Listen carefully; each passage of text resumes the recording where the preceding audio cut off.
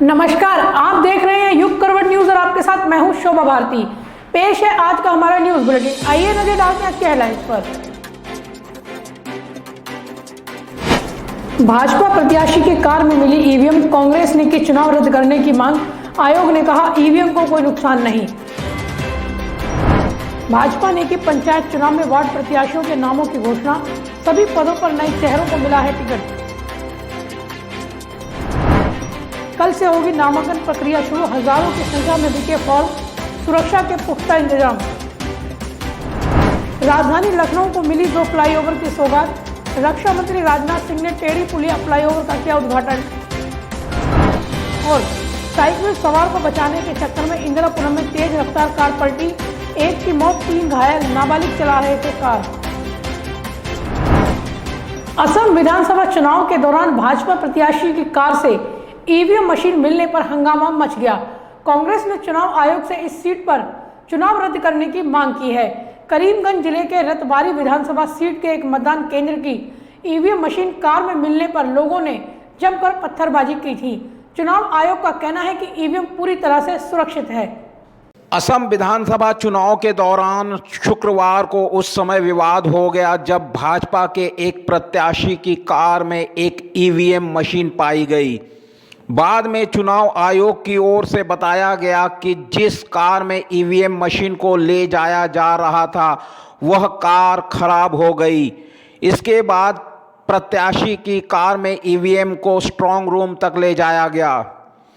भाजपा प्रत्याशी से जुड़ी कार में ईवीएम मशीन ले जाने का आरोप लगने के बाद चुनाव आयोग ने 4 अधिकारियों को सस्पेंड कर दिया। इन 4 अधिकारियों में एक पीठासीन अधिकारी भी शामिल है। दरअसल गुरुवार को मतदान के बाद करीमगंज जिले में भाजपा प्रत्याशी से जुड़ी एक कार में ईवीएम मशीन ले जाने की खबर मिली थी। इसके बाद हिंसा फैल गई थी। यही नहीं, कांग्रेस नेता प्रियंका गांधी ने ट्वीट कर चुनाव आयोग से इस मामले में निर्णायक कार्रवाई की मांग की थी।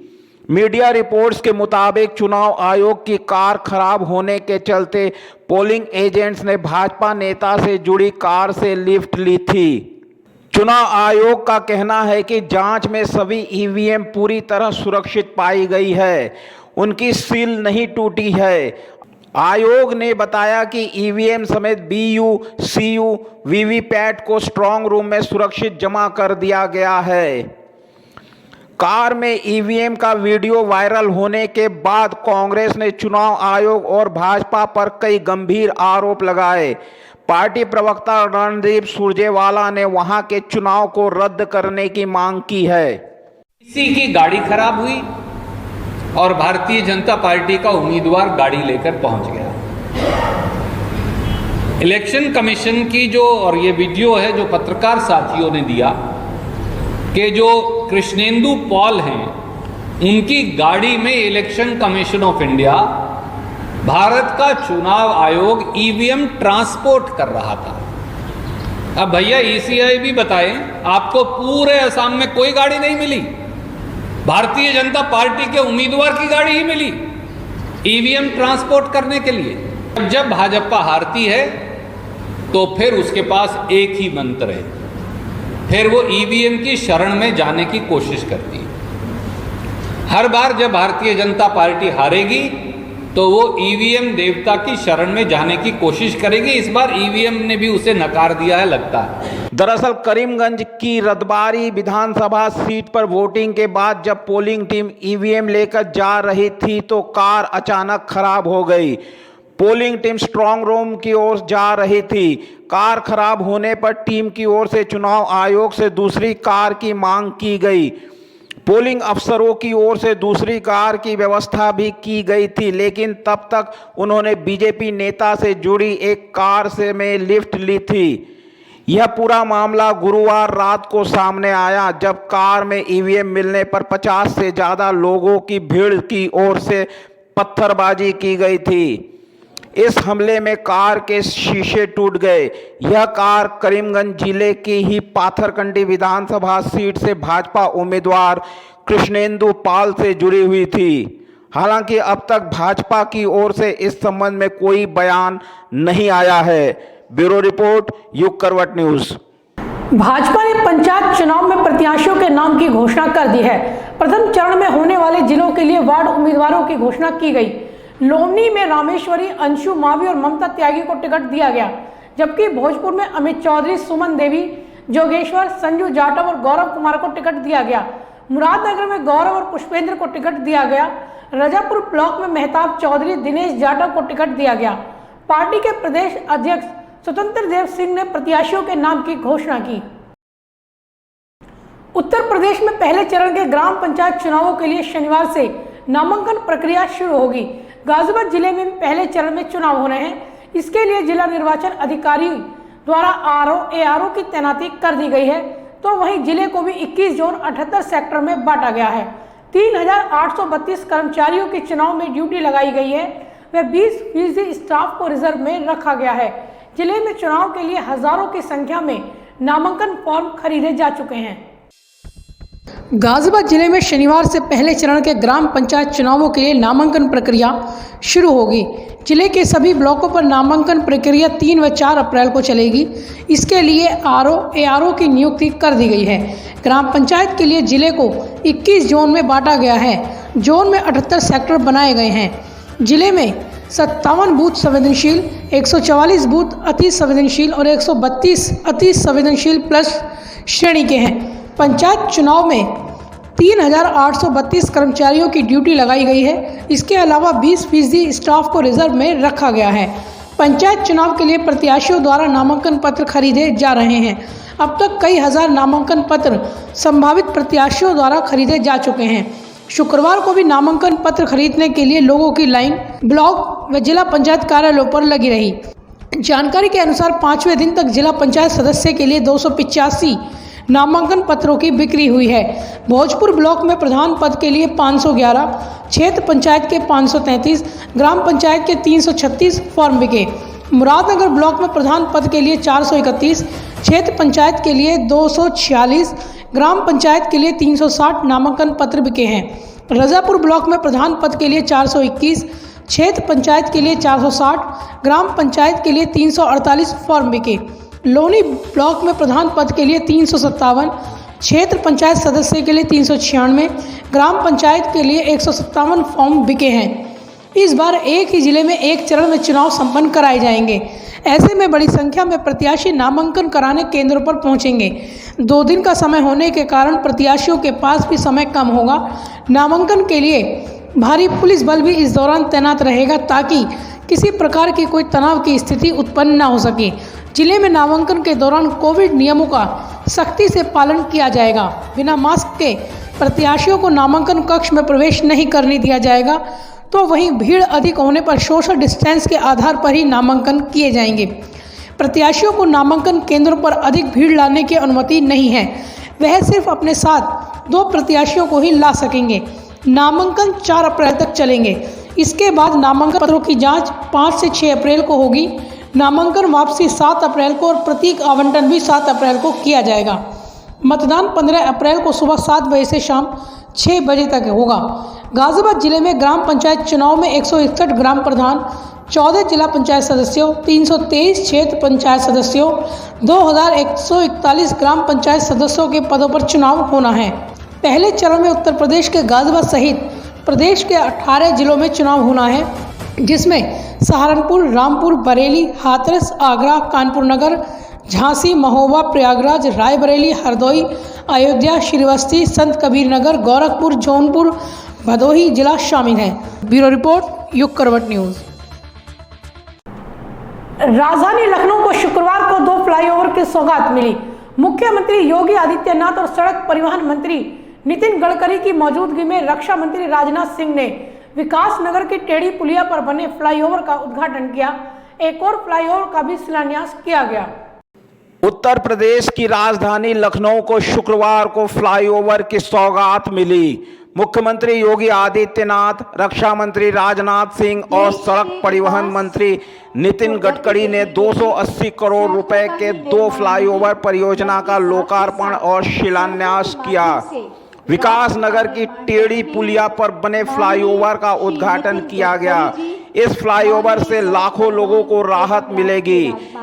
करीब 2 किलोमीटर लंबा और 4 लेन के फ्लाईओवर बनाने का काम पिछले महीने से चल रहा था।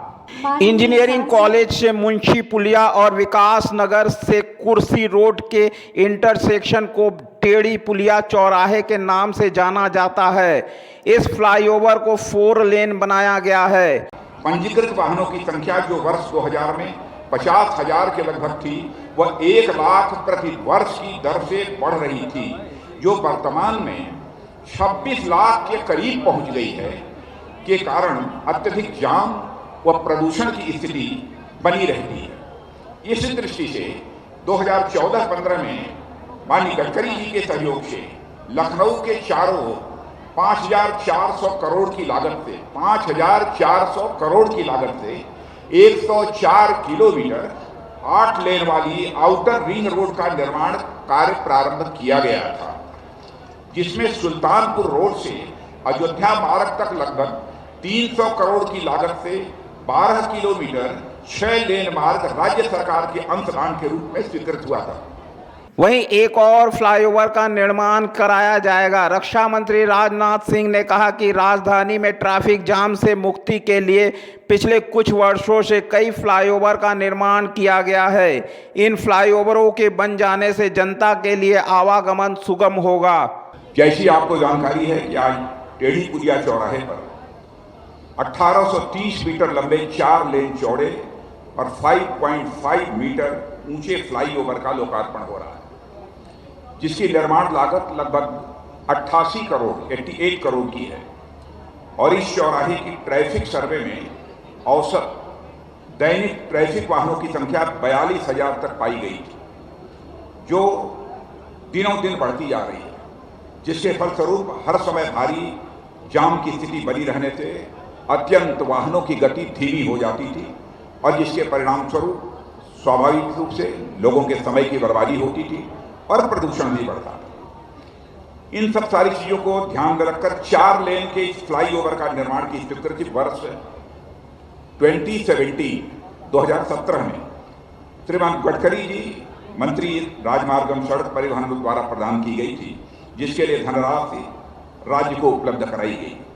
सेंट्रल रोड फंड से माननीय मुख्यमंत्री जी ने मेरे आग्रह पर उसी समय तुरंत ही उन्होंने आदेश कर दिया कि धनराशि निर्गत कर दी जाए, और लोक निर्माण मंत्री श्री केशव प्रसाद मौर्य जी ने लगकर उस धनराशि को निर्गत कराया।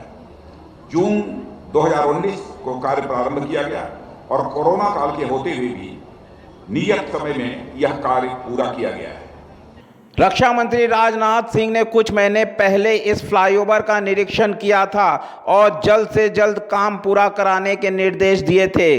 कोरोना काल में काम बाधित होने के बावजूद फ्लाईओवर का निर्माण नियत समय पर किया गया। ब्यूरो रिपोर्ट, युग करवट न्यूज। गाजियाबाद इंदिरापुरम कॉलोनी में तेज रफ्तार से आती एक कार पलट गई, जिसमें सवार एक व्यक्ति की इलाज के दौरान मौत हो गई। कार में सवार 3 अन्य लोग गंभीर रूप से घायल हो गए। एक साइकिल सवार को बचाने के चक्कर में कार पलट गई। बताया जाता है कि कार में सवार सभी नाबालिग थे। इंदिरापुरम थाना क्षेत्र में देर रात कनावनी पुलिया के पास एक कार अनियंत्रित होकर पलट गई। कार में सवार 4 लोगों को अस्पताल में भर्ती कराया गया, जहां इलाज के दौरान एक की मौत हो गई। वहीं अन्य 3 को इलाज के बाद छुट्टी दे दी गई। बताया जा रहा है कि 17 वर्षीय कार्तिक बृहस्पतिवार देर रात कार को पार्किंग में खड़ी करने के बहाने घूमने निकला था। उसने अपने साथ 15 वर्षीय चचेरे भाई रॉबिन पाल, 15 वर्षीय कुणाल और 16 वर्षीय कृष्णपाल को भी साथ ले लिया। जैसे ही उनकी कार कनावनी पुलिया के पास पहुंची, अचानक एक साइकिल सवार सामने आ गया, जिसे बचाने के चक्कर में कार अनियंत्रित होकर पलट गई। हादसे के बाद चारों को एक निजी अस्पताल ले जाया गया, जहां उपचार के दौरान कुणाल की मौत हो गई।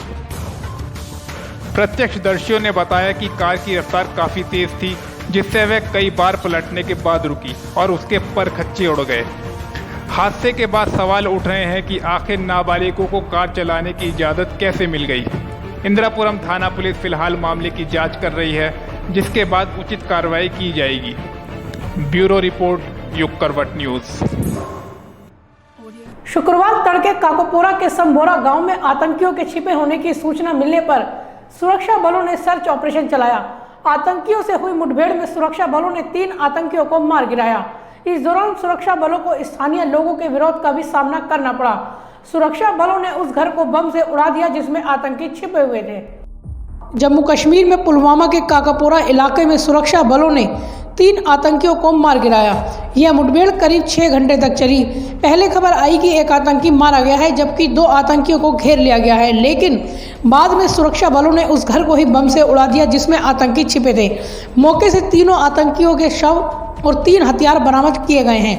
जानकारी के मुताबिक इस मुठभेड़ के बाद कुछ स्थानीय लोगों ने सुरक्षा बलों का विरोध किया, जिन्हें नियंत्रित करने के लिए जवानों को कार्रवाई करनी पड़ी, जिसमें 2 लोग जख्मी हुए हैं। शुक्रवार तड़के काकोपोरा के समा बेरा गांव में आतंकियों के छुपे होने की सूचना मिली थी। इलाके में सर्च ऑपरेशन चलाया तो आतंकियों ने सुरक्षा बलों पर गोलीबारी शुरू कर दी। इस पर सुरक्षा बलों को जवाबी कार्रवाई करनी पड़ी। इस हफ्ते 2 आतंकी हमले हुए हैं, जिसमें जम्मू कश्मीर के बारामूला जिले के सोपोर इलाके में सोमवार को आतंकियों ने नगर परिषद के ऑफिस में फायरिंग की। हमले के समय ऑफिस में पार्षदों की मीटिंग चल रही थी। गोली लगने से पार्षद रियाज अहमद की मौके पर ही मौत हो गई।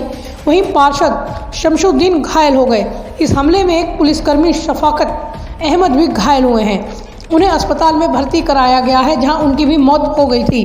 रविवार को भी अनंतनाग में आतंकियों ने सेंट्रल रिजर्व पुलिस फोर्स के बंकर पर ग्रेनेड से हमला किया था, लेकिन यह सड़क पर जा गिरा, जिससे 2 लोगों की मौत हो गई। आतंकी हमलों का सुरक्षा बल मुंह तोड़ जवाब दे रहे हैं। ब्यूरो रिपोर्ट, युग करवट न्यूज। आगरा से एक चौंकाने वाला वीडियो वायरल हो रहा है, जिसमें जमीन के विवाद को लेकर दोनों पक्षों के बीच जमकर मारपीट हो रही है। मारपीट में पुरुषों को महिलाओं को पीटते हुए देखा जा सकता है। आगरा के गांव लकावाली में दोनों पक्षों के बीच मारपीट में कई लोग घायल हुए हैं। खेरिया थाना क्षेत्र के ताजगंज में जमीन विवाद को लेकर 2 पक्षों में जमकर मारपीट हुई।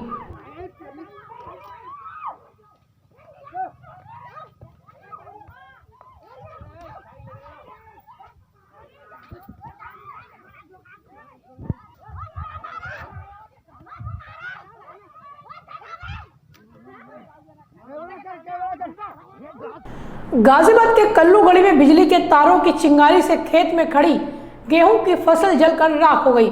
आग से पूरे खेत की फसल जल गई। इससे किसान को लाखों रुपए का नुकसान हो गया। फायर ब्रिगेड की मदद से किसानों ने किसी तरह आग पर काबू पाया। घटना मसूरी थाना क्षेत्र के कल्लूगढ़ी गांव की है।